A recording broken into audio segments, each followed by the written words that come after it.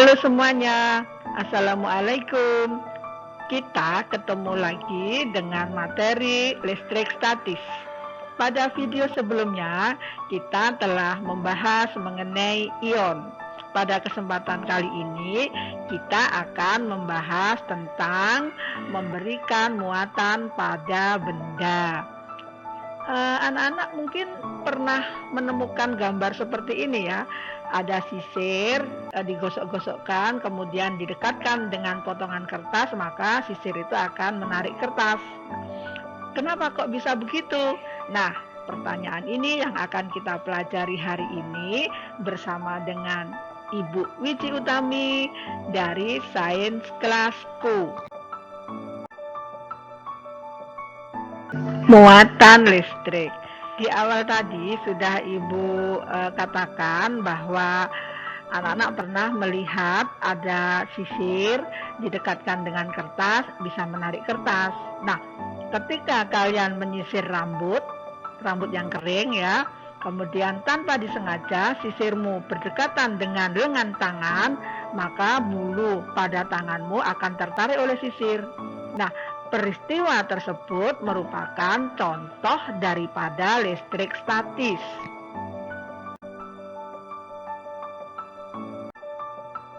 Coba kalian perhatikan gambar berikut ini. Seperti di awal video tadi, ini adalah gambar sisir yang menarik potongan kertas. Kenapa kok bisa tertarik? Sebelum kita bahas mengenai muatan listrik, bahwa sisir tersusun oleh partikel. Bagian terkecil dari partikel adalah atom. Atom ada yang bermuatan netral, ada yang bermuatan positif, dan ada yang bermuatan negatif. Nah, sekarang pertanyaannya, kenapa sisir ini bisa menarik kertas? Coba kalian perhatikan gambar berikut ini. Ini adalah gambar atom, di mana atom itu tersusun dari proton dan neutron, itu yang menyusun inti. Inti dikelilingi oleh elektron. Atom netral artinya jumlah positif dan negatifnya sama. Jumlah elektron dan jumlah protonnya sama. Atom positif apabila jumlah protonnya lebih banyak daripada jumlah elektron. Atom negatif apabila jumlah elektronnya lebih banyak daripada jumlah protonnya. Pada dasarnya, sifat benda adalah netral. Namun, pada kasus tertentu, benda dapat memiliki muatan listrik. Muatan listrik pada benda timbul karena adanya perpindahan elektron dari satu benda ke benda lain. Terdapat dua muatan listrik, yaitu muatan positif dan muatan negatif. Listrik statis adalah ketidakseimbangan muatan listrik dalam atau pada permukaan benda. Cara membuat benda bermuatan listrik. Yang pertama, dengan penggosokan. Sebuah benda dapat memiliki muatan listrik dengan cara penggosokan. Yang kedua, dengan induksi. Benda bermuatan listrik juga dapat diperoleh dengan cara mendekatkan ke benda yang bermuatan listrik. Cara memberikan muatan listrik pada benda. Coba kalian perhatikan gambar berikut ini. Ini adalah gambar penggaris plastik dan gambar kain wol. Mula-mula keduanya adalah netral, artinya jumlah proton dan jumlah elektronnya sama. Kemudian penggaris tadi digosok oleh kain wol. Setelah digosok, kemudian apa yang terjadi? Ternyata penggaris bermuatan negatif. Kenapa penggaris jadi bermuatan negatif?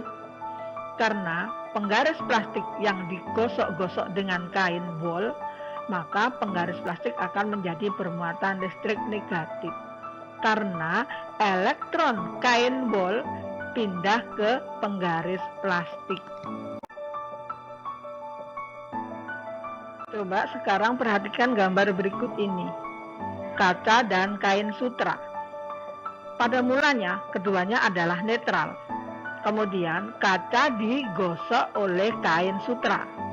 Setelah penggosokan, maka kaca menjadi bermuatan positif.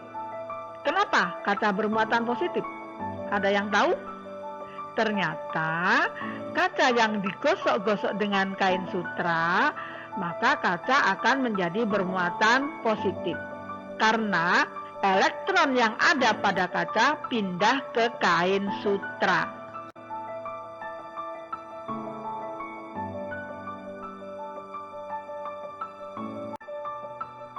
Yang kedua adalah dengan induksi muatan listrik.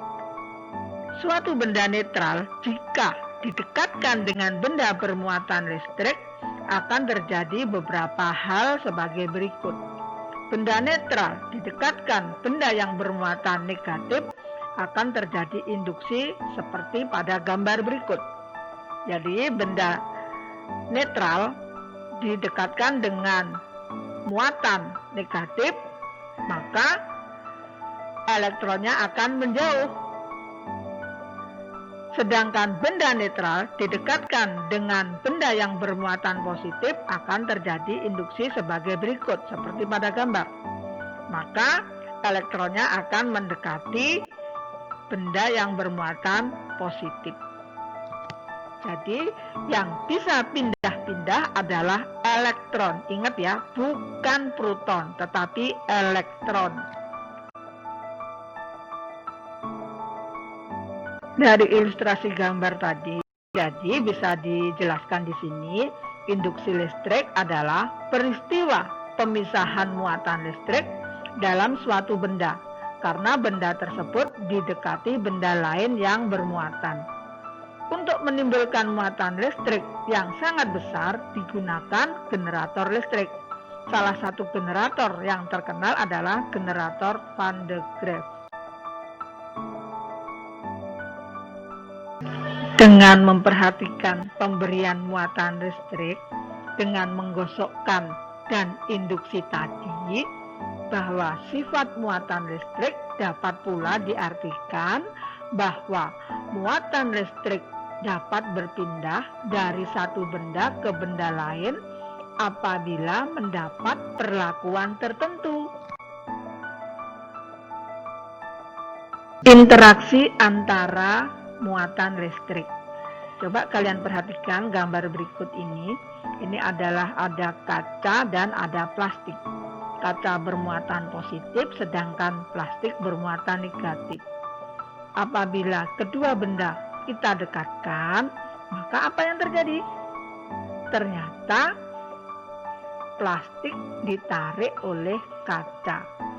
Maka dapat disimpulkan muatan yang tidak sejenis, positif dan negatif, bila didekatkan saling tarik-menarik. Coba sekarang kalian perhatikan gambar berikut. Kaca dengan kaca.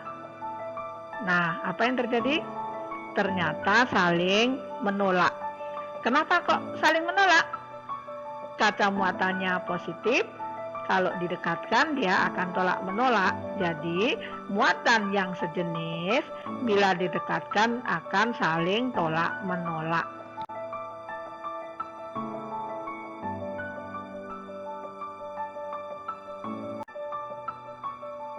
Dari percobaan tersebut dapat disimpulkan interaksi antara benda-benda yang bermuatan listrik.